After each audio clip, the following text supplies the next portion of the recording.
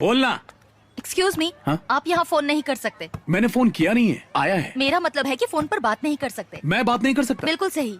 ए, सिर्फ तू बोल। पहले बताओ तुम कमाते कितना हो? 20,000। मैं तुम्हारी औकात से बाहर हूँ, सॉरी।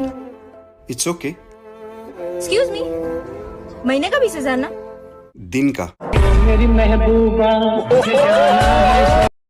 मैं तुम्हारी हर चाल से वाकिफ हूँ मेरी जान, मैं तुम्हारी हर चाल से वाकिफ हूँ मेरी जान।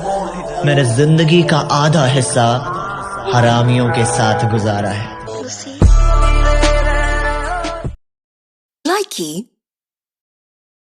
तुम दुश्मनों की बात करते हो, अरे हमें तो अपने देखकर जल जाते हैं।